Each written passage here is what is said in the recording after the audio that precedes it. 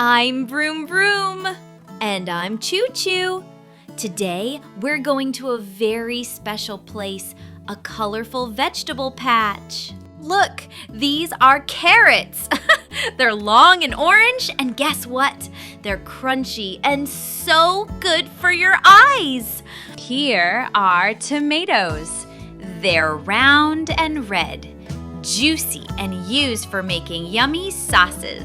Let's pick one. This is spinach. It's a green leafy vegetable. It's like superpower food because it helps you grow strong. Look at these eggplants.